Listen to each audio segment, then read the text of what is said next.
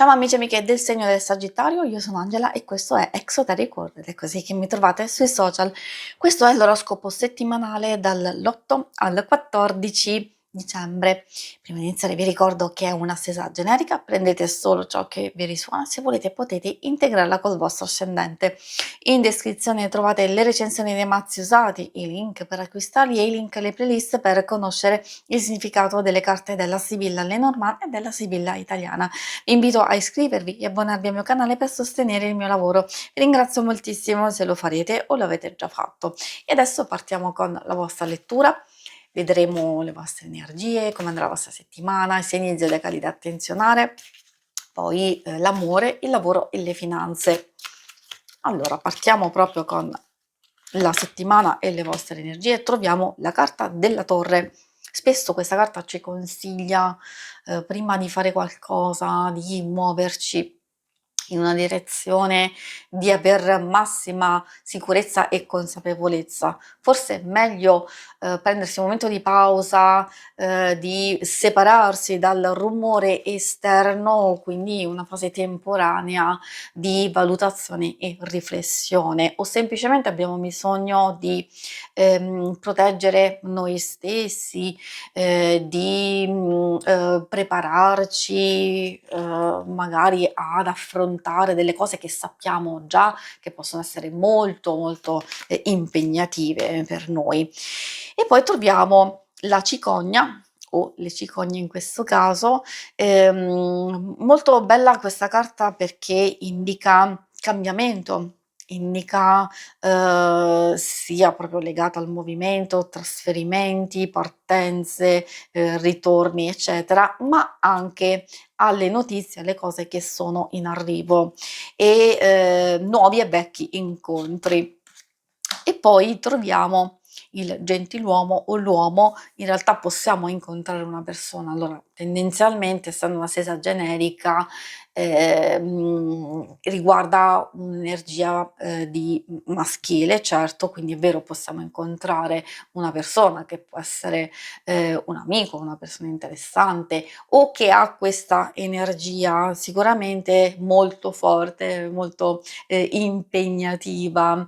Può esserci utile, magari un consiglio, possiamo semplicemente divertirci o c'è un qualcosa che dobbiamo attenzionare, forse può essere ostile, non so, questo lo capirete voi, in qualche modo può saltar fuori nel corso della settimana e quindi magari lì già sapere più o meno che cosa aspettarvi. I segni zodiacali da attenzionare sono i segni di Aria, Gemelli, Bilancia e Acquario, abbiamo anche un po' quelli di Fuoco, Ariete, Leone e Sagittario.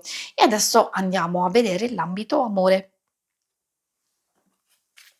Ambito amore, coppia single principalmente, però alcune cose possono fare riferimento anche ai rapporti, alle relazioni più importanti per voi in questo periodo, amicizie, famiglia, quindi chiedo sempre di ascoltare i vari suggerimenti e adattarle a quello che state vivendo. Troviamo la carta della rosa, molto interessante come carta perché ci parla di intesa, di unione e anche di compimento di qualcosa di importante. Poi abbiamo l'anemone, forti emozioni, passione molto intensa che però può essere fugace o una situazione, un'occasione da cogliere al volo prima che sfugga via.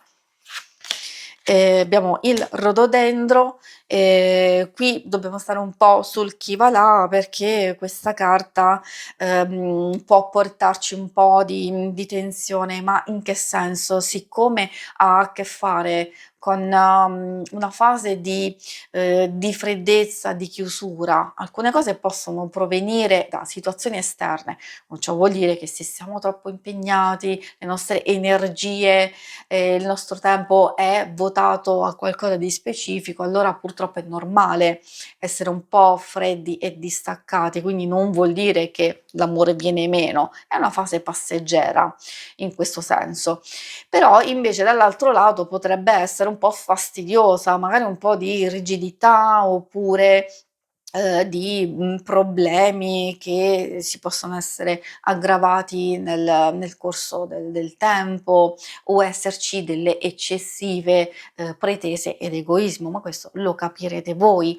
Dico anche questo perché alcune cose possono fare riferimento anche a una conoscenza, una frequentazione, soprattutto per i single, dove potrebbe esserci una chiusura, un allontanamento o qualcosa che magari non vi soddisfa, non vi piace. Dico questo perché siccome le varie carte hanno comunque a che fare con, una forte intesa che può essere un coinvolgimento, sia diciamo sia fisico che, di sentimento, però alcune carte fanno emergere comunque delle incertezze e delle conflittualità e lo dico soprattutto con la carta anemone perché parla di passione che può essere intensa ma effimera, ma scappar via e quindi come vi dicevo esserci un allontanamento, un distacco. Se c'è insoddisfazione in questo ambito magari è perché forse questa o la persona di vostro interesse o forse non c'è nessuno e quindi ecco da dove proviene l'insoddisfazione che magari non c'è nessuno che vi interessa. Può essere una fase passeggera o magari appunto di fare attenzione a quelle che gravitano un po' intorno a voi in questo momento. Per le questioni più pratiche troviamo gran consolazione. Già questo ci dice che effettivamente alcune problematiche, ostacoli, difficoltà possono essere superati e addirittura eliminati proprio del tutto. È anche, positiva perché ci porta delle notizie interessanti, comunicazione e scambi, maggior sicurezza, anche guadagni e perché no, dei viaggi, soprattutto se state valutando. In effetti non a caso troviamo proprio la carta principale vostra, quella della cicogna, che indica spostamenti.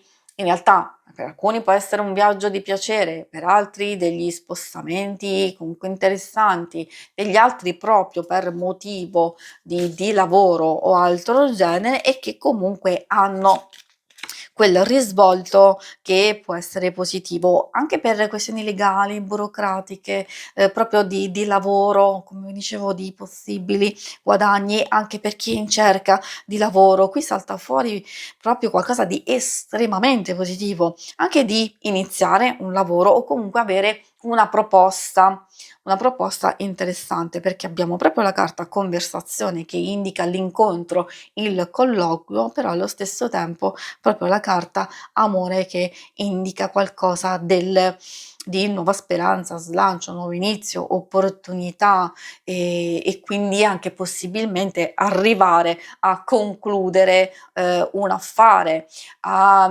qualcosa che riguarda un contratto stesso. Quindi questa arriva a portare un po' più di pace, di serenità e di gioia proprio in questo ambito. È ovvio che se ci sono tante altre questioni in corso di una vostra passione, un qualcosa che ha a che fare comunque con il denaro, le spese, diciamo, eccetera, queste vi stanno dicendo che ci possono essere ottime opportunità di risparmiare, di fare un buon affare, comunque di, raggiungere un compromesso, molto valido, ottimo anche per chi sta cercando collaborazione e quindi anche possibili nuovi inizi per altri progetti, poi magari da realizzare in futuro. Forse questo è il momento giusto per cogliere queste informazioni, smuovere un po' le acque e quindi incominciare già a prepararsi. Si conclude qui la lettura, vi ringrazio per avermi seguita. Se volete in alto a destra trovate il logo per iscrivervi al canale, mentre in basso trovate le schermate per vedere il vostro oroscopo mensile e lunare quindicinale. Alla prossima, vi auguro una buona settimana. Ciao!